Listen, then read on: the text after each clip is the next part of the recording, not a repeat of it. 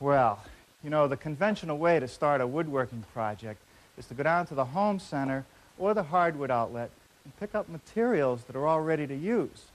But this is a story about Yankee thrift. And I got an idea from my grandfather, who, when he retired, took up woodworking. He showed me some pieces of furniture that he built from crates and pallets. So I said, why not give it a try?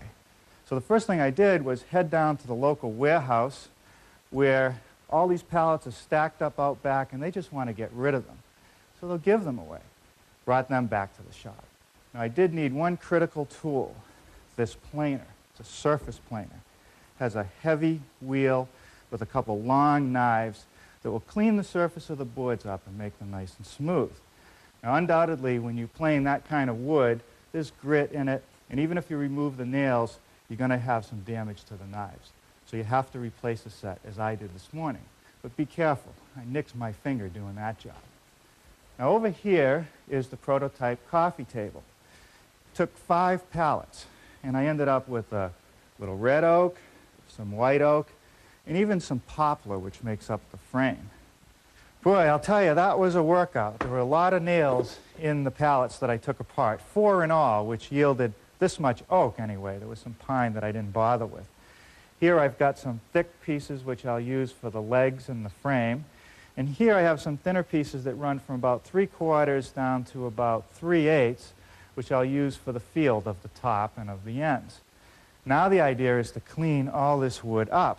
And I'm going to start with these 3 pieces, which I want to all end up to be a uniform thickness. So I'm going to surface plane the broad surfaces. Now to start, what I want to do is just take a measurement to get an idea of roughly how thick it is. It'll vary, 1.11 inch, 1.75 inch. So it's always better to set the planer a little bit higher. I'll even go to 1.13 inch, and I'll either take nothing or very little, and we'll keep adjusting until we remove material.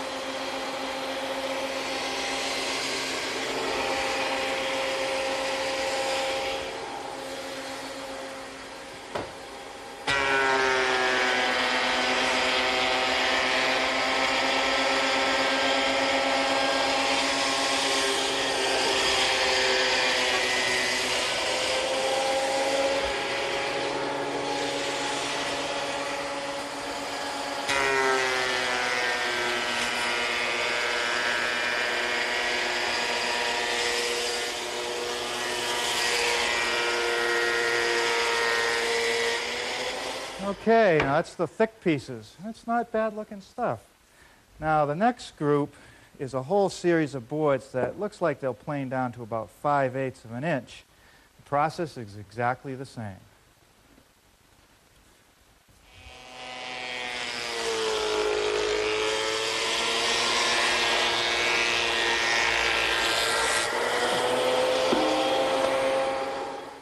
Okay, well now you're looking at the pile of sawdust that I created while planing about 40 pieces of wood for my table. And believe me, they did take their toll on the planer knives, which I'll have to replace later. But the result is some boards that are nice and clean on the surface. The next job is to clean up the edges. They're still rough, and they need to be smooth and sized. So what I want to do is check the board for an average width. And these are running about 3 9/16.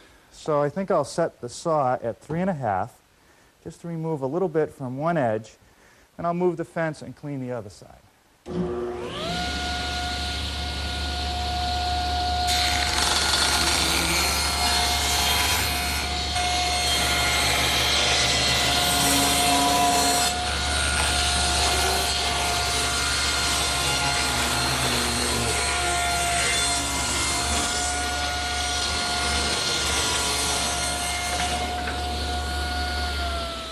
Okay, that takes care of one edge. Now I'm going to move the fence about 1/8 of an inch closer to the blade, turn them end for end, and run the other edge through.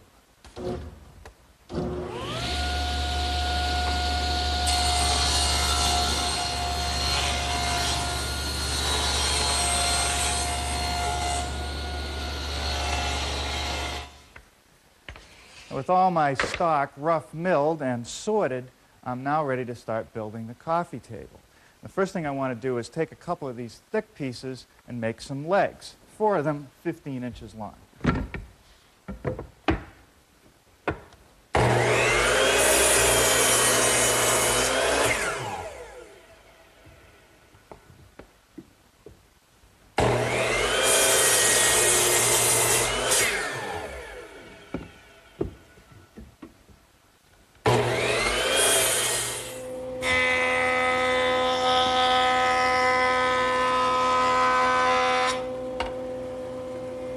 Even though the edges of the stock are pretty smooth right off the table saw, I think it's a good practice to run a pass through the joiner.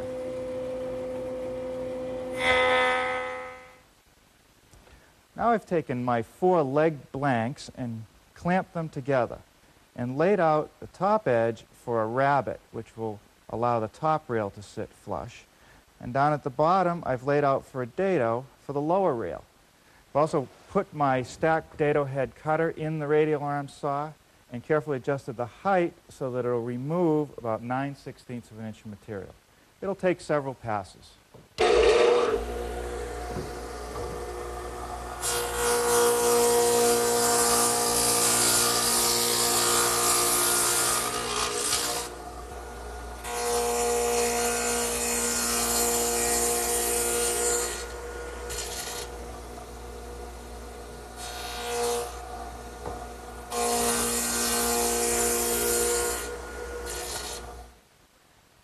Look at the prototype for a second. The field on the end panels goes behind the rails and sits in a dado in each leg. Now to make that dado cut, I've now installed the stacked dado head cutter in the table saw. It's set up for 5/16 of an inch width, which is the thickness of my field. And that dado runs just behind the cuts I made over at the radial arm.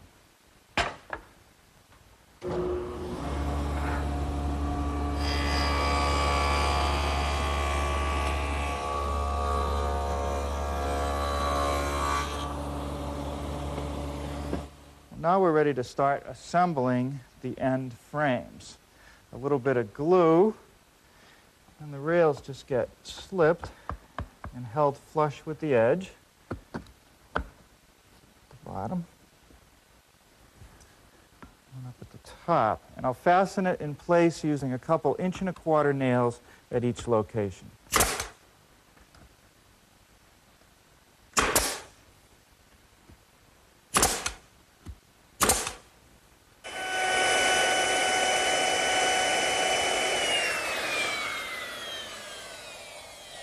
Now on the outside face of the end panels, I'm running a decorative chamfer right along the edge of all 4 pieces, stopping about 1.5 inches from each corner.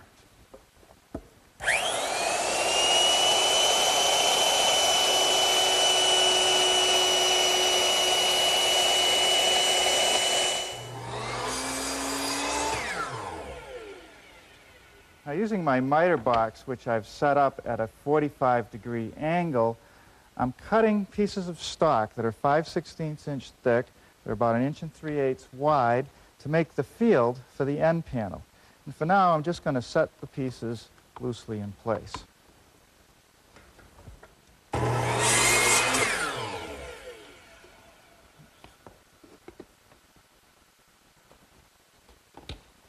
Now, there's one more finishing step I want to do to these slats before I actually nail them in place. And that's to take this little plane and just chamfer all the long edges. It gives it more of a finished look. And with all the edges of the slats chamfered and now reinstalled in the end panel, I can fasten them in place using my brad nailer. I'm using 3/4 inch brads and nailing into the back of the rails. You might have noticed that I wasn't very fussy about lining up the edges of the slats, and that's because I have an additional cross piece which I'm going to put on the inside. And this is the bottom one, and I want to line it up with the bottom edge of the outside rail. And I'll fasten it by using some 1¼ inch finish nails, nailing all the way through everything. Now, I didn't use any glue on any of this because the wood is going to want to expand and contract, and I want to let it do that. Now here I've cut some pieces to make a frame which will join the two ends. And they're made out of pine, which came from another pallet that I milled down. And I'm going to fasten the frame together using some 2.5-inch screws. And this is actually a new screw we're trying here at the shop. It has little ribs down at the bottom, you can see, and that acts like a pilot drill, drilling a hole for the screw. Then on the underside of the head there are also ribs which will countersink it flush and lock it in place. Now they claim that you can drive the screws very close to the end of a piece of wood like this and that it won't split. Let's see what it does.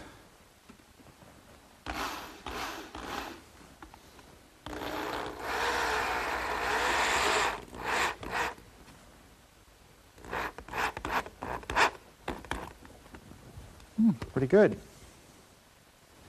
I need a little filler strip at the top edge of the end panels, and that's just so I can bring it up flush with the leg, and that'll give me a place to fasten the frame to. Well, now I'm ready to attach the frame to the ends. I'm just going to stand it up on edge and hold it in place with one of these quick release clamps and fasten it with a few screws.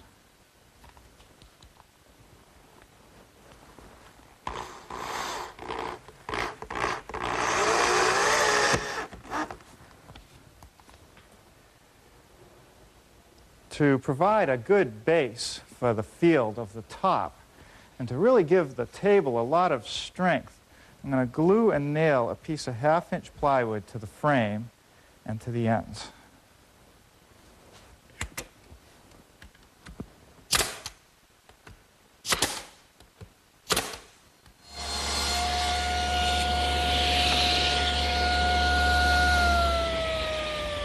Now the field for the top is going to be made from this 9/16" thick stock.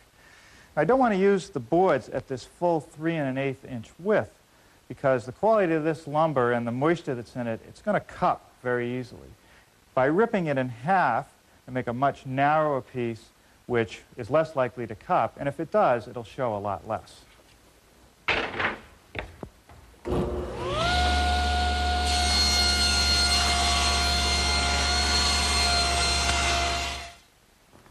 Well, using the same techniques that I used to fit the slats in the end panels, I've cut all the pieces for the top, allowing them to overhang the plywood backing by about 1/4 inch all the way around. I've also taken some time to sort the different types of wood. I started with some oak, then this hardwood here, which I'm not sure what it really is, but it looks a little bit like maple. Then there's some cherry, another field of 5 boards like the second group, and I'm going to finish it all off in oak.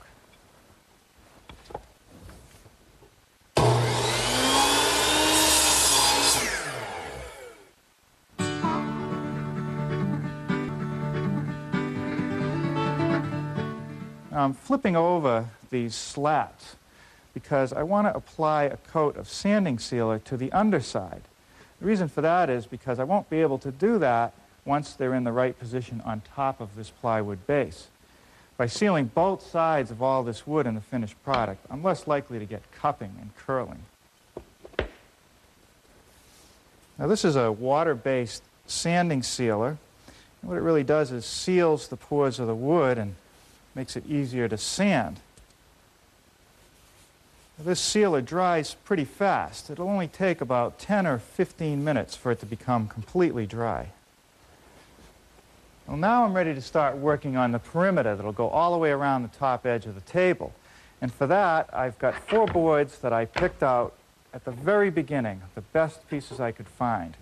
This one is almost perfectly clear the whole length. That'll make one long rail, probably the front side of the table. Here's another one that's pretty good over its entire length for the back.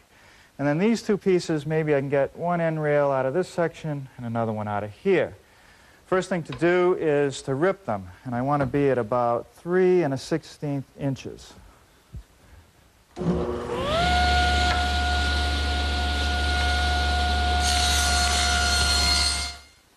Now I'll just joint both edges nice and smooth.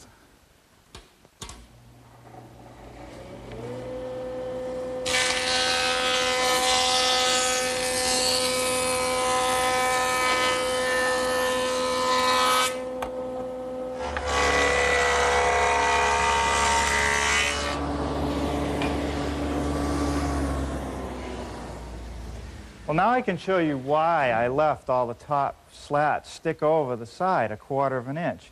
That's so that they can fit into this dado that I've just milled in the rails. I've clamped the 2 long rails to the table. You'll notice that they're sticking by about 1/4 of an inch. The end rails are going to fit over them. And I'm going to rabbet the ends, which makes a much stronger joint, and it also will conceal the dado that's in the short pieces. To do that, I'm going back to the radial arm, which is set up with the dado head cutter.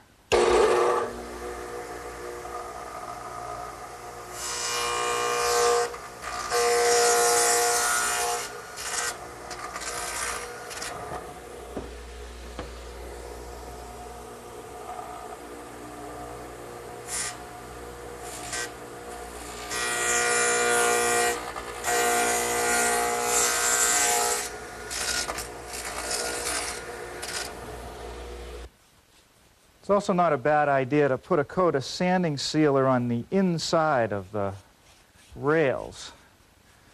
While that dries, I think I'll go back and finish up the work I have to do to the top slats. I'm chamfering all the corners of the top slats, just like I did on the end slats.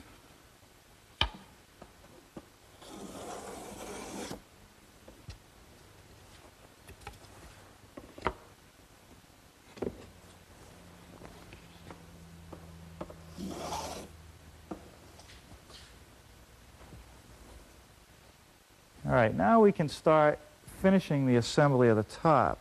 So what I'm going to do is put this long rail on and just let a couple of the slats stick over so that it'll hang there. Sets it at the right position relative to the plywood. And I'm going to take one of my end pieces and slide it out till it just fits tight in that joint, which is right there. And then I'll nail the long rail with some 1 1/4" finish nails. Okay, now I'm ready to put on one of the end pieces. First, a little glue in the rabbet. And I'll make that corner mate and slide out one of the slats to pick up the other end. Like that. First, I'll nail it into the frame with some finish nails.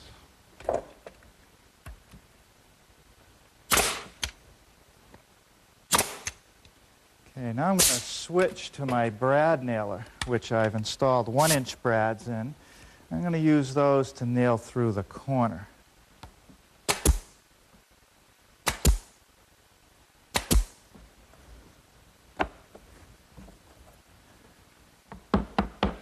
Now it's just a matter of slipping all the individual slats into the dado.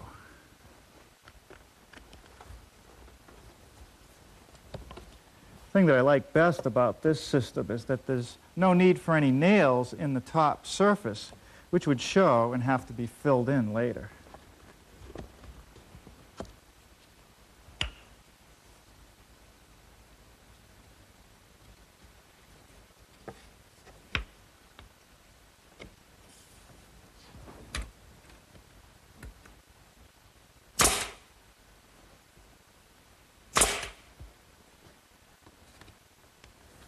Now, if there's anything tricky at all about this project, it's this step right here, trying to get all these slats to fit into the dado the entire length without having them all pop out.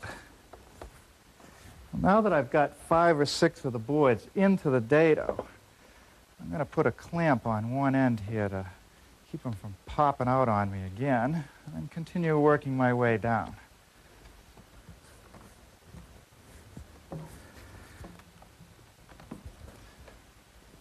Okay, I finally got them all caught.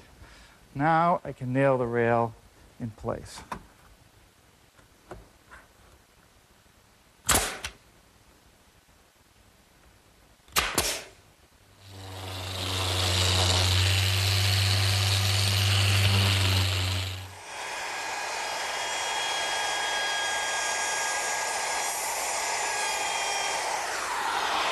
Now to finish off the top, I'm just going to round over the outside corner with a 1/4-inch rounding over bit in my router. Then we'll be ready to finish it.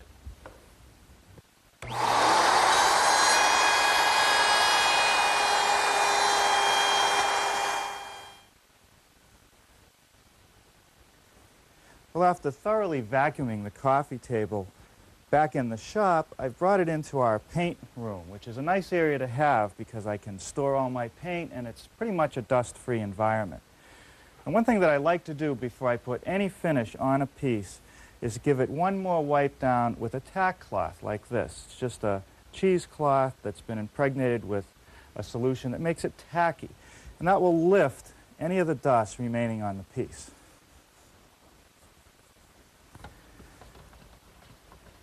I'm going to start finishing our coffee table with a coat of sanding sealer.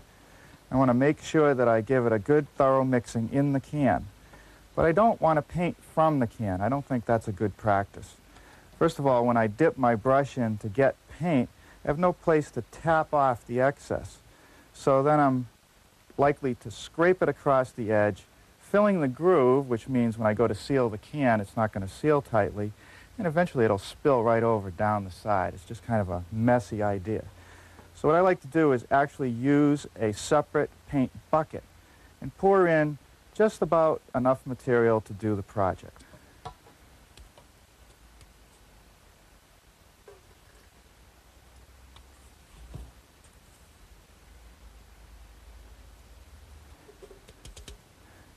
Now, sanding sealer is a good choice for the first couple coats.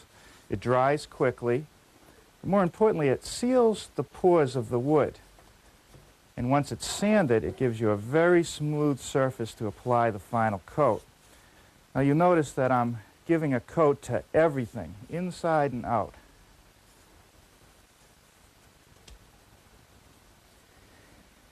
Well, after 2 coats of sanding sealer, with a light sanding between each coat and dusting it off, I'm now applying the final coat of a gloss polyurethane.